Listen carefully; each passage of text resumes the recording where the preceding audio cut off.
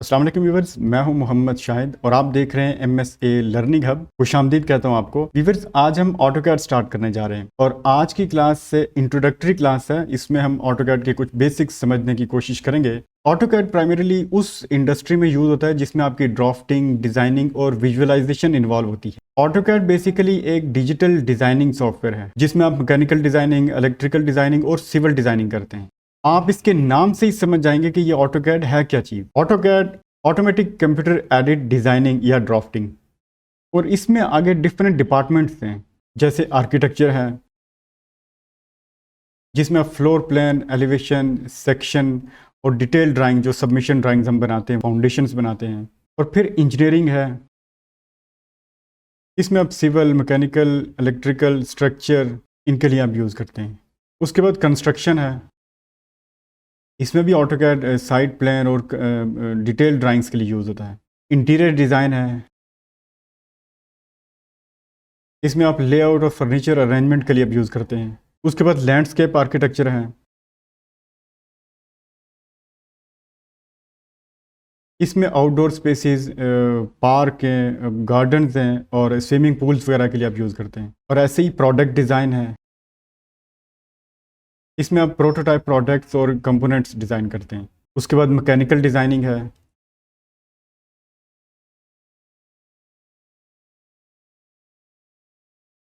इसमें आप मशीनरी और मैकेनिकल कंपोनेंट्स डिज़ाइन करते हैं। फिर GIS है, GIS के स्पेशल डाटा एडिटिंग और इसके मैप एडिटिंग के लिए ऑटोकैड यूज़ होता है। अब आते हैं दूसरे पॉइंट के ऊपर। हम जो भी नया यूज़र होता है ऑटोकैड में, उसका पहला क्वेश्चन ये होता है कि ऑटोकैड में हम कौन सा सिस्टम, उसकी स्पेसिफिकेशन क्या होनी चाहिए, लैपटॉप कौन सा हो, स्पेसिफिकेशन क्या हो। तो उसके लिए डिपेंड करता है कि आप कौन सा ऑटोकैड का वर्जन यूज़ कर रहे हैं। अगर आप ऑटोकैड 2024 यूज़ कर रहे हैं तो इसके लिए आपको सिस्टम थोड़ा सा बेहतर चाहिए होगा। इसके लिए आप i7 ले लें, या i5 भी हो तो i5 का ये है कि उसकी स्पेक्स अच्छी होनी चाहिए। इसमें जो आपको प्रोसेसर चाहिए वो 2.5 से 2.9 तक चाहिए, ये मिनिमम है। और रिकमेंडेड जो है वो आपका 3+ होना चाहिए। रैम आपकी मिनिमम जो है वो 8 GB होनी चाहिए और रिकमेंडेड जो है वो 32 GB है। और इसकी जो डिस्प्ले है, रेजोल्यूशन है, वो 9020 और 1080 होनी चाहिए, जो नॉर्मल हम यूज़ करते हैं। उसके बाद इसकी जो डिस्क स्पेस है वो आपको 10 GB चाहिए और उसमें रिकमेंडेड जो है वो SSD है। और जो फ्रेमवर्क चाहिए, डॉटनेट फ्रेमवर्क, वो आपको 4.8 या इससे अप वर्जन चाहिए आपको। ऑपरेटिंग सिस्टम आपका 10 पे भी चल सकती है और 11 पे भी। देखिए, ये अगर आप 24 ही कर रहे हैं और आप किसी लो वर्जन में कर रहे हैं या उसके स्पेक्स उस तरह से नहीं है, तो ये हो सकता है इंस्टॉल तो हो जाए, वर्किंग करेगा। लेकिन होता ये है कि जब आपकी ड्राइंग हैवी होती है, आप वर्किंग थोड़ी सी आपने ज़्यादा किया, वर्किंग हैवी हो गई है, तो आपका सिस्टम बैठ जाएगा, स्लो हो जाएगा। तो उसमें फिर आप काम उस तरह से नहीं कर पाएंगे। एकदम से आप अनइंटेंशनली शट डाउन, वो आपकी फाइल ऑफ कर देगा। तो उसके लिए बेहतर ये होता है कि आप सिस्टम अप ले लें, या उसमें भी अगर आपके पास सिस्टम कोई लो वर्जन में सिस्टम स्पेक्स में है तो उसमें फिर आप ये देख लें कि वर्जन कोई लो वर्जन ही यूज़ करें। जो अब 14 भी यूज़ करते हैं, अगर 14 भी बेहतर है और 18 तक चले जाते हैं तो बेहतर वर्जन है ये भी, अगर आपका सिस्टम के अकॉर्डिंग आप वो उसको सेलेक्ट करेंगे। अब हम चलते हैं अपने ऑटोकैड में और उसका इंटरफेस देख लेते हैं।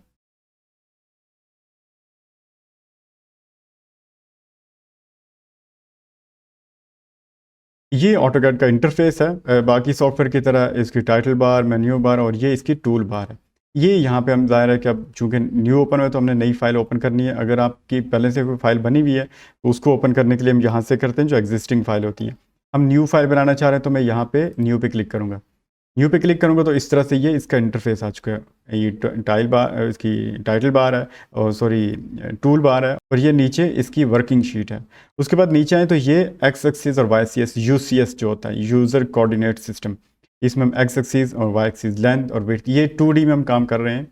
नीचे आ जाएंगे तो आपके पास कमांड बार है।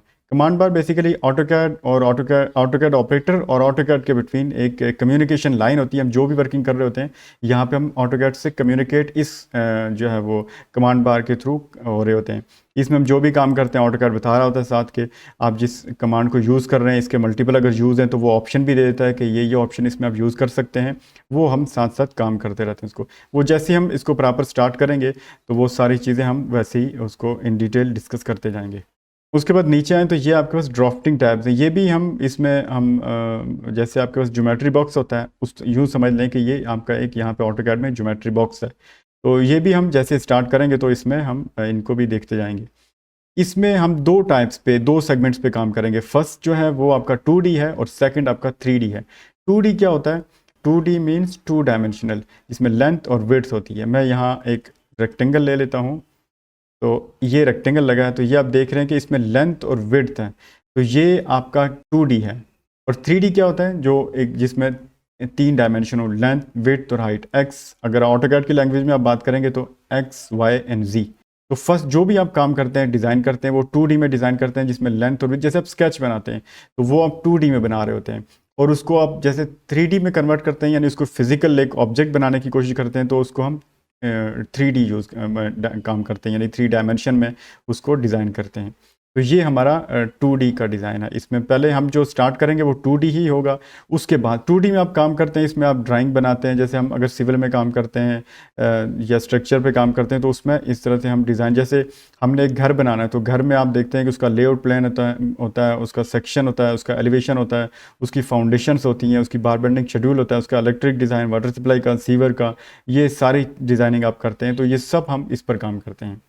तो ये एक इंट्रोडक्टरी क्लास है, और इसमें मैं चाहूँगा कि यहीं पर इसको वाइंड अप किया जाए, ताकि हम नेक्स्ट जो स्टार्ट करेंगे उसमें प्रॉपर हम एक जो है वो प्लान बनाएंगे, उस पर डिज़ाइन करेंगे, कैसे सेटिंग कैसे की जाती है, हम मीटर्स में काम करते हैं तो कैसे करते हैं, फीट्स में काम करते हैं तो कैसे करते हैं। ये हम एक ही टाइम के अंदर या फीट में काम कर सकते हैं या मीटर्स में काम कर सकते हैं, तो वो कैसे सेटिंग की जाती है, ये सारी जो चीज़ें हैं डिस्कस इंशाल्लाह हम नेक्स्ट क्लास में करेंगे। इसकी अब ऑटोकैड की जो इंस्टॉलेशन है वो आप जैसे बाकी सॉफ्टवेयर करते हैं वैसे ही इसकी इंस्टॉलेशन भी होती है, इजी है बहुत। और आप अगर बाय करते हैं या मार्केट से, आप ऑनलाइन बाय करेंगे या मार्केट से, तो आप पहले इंस्टॉल कर लें। मैं ये चाह रहा हूँ कि फ़र्स्ट एक इंट्रोडक्शन हो गया और इसके बाद आप ऑटोकैड को इंस्टॉल कर लें अपने पास, ताकि जब हम क्लास स्टार्ट करें तो हमें ये इन चीज़ों को फेस ना करना पड़े, इन प्रॉब्लम्स को, कि हम इंस्टॉल नहीं है सॉफ्टवेयर, ताकि हम जो काम कर रहे होंगे वो प्रॉपर आप प्रैक्टिस भी कर सकें। हाँ, एक चीज़ है, फ़ाइल को आपने सेव करना होता है, फाइल को आपने सेव करना है, ये बहुत इंपॉर्टेंट है कि आप फाइल को सेव कर लें। आप यहाँ से आके फाइल को सेव कर सकते हैं, इसमें कंट्रोल एस से जैसे बाकी सॉफ्टवेयर में यूज़ करते हैं, यहाँ पर भी ऐसे ही करते हैं। आप सेव में क्लिक करेंगे तो यहाँ से भी कर सकते हैं, कंट्रोल एस करके नीचे उसने बता दिया कि आपकी फ़ाइल यहाँ पर सेव हो रही है। और आप जब लोकेशन चेंज करवाना चाहते हैं तो उसके लिए भी कर सकते हैं, वो आप चेंज कर सकते हैं। तो ये इस तरह से बहुत इंपॉर्टेंट है कि आप जब काम कर रहे हों तो अपनी फ़ाइल को सेव रखें। तो आज मैं इसको यहीं वाइंड अप करता हूँ, नेक्स्ट क्लास में मिलते हैं। अल्लाह हाफिज़।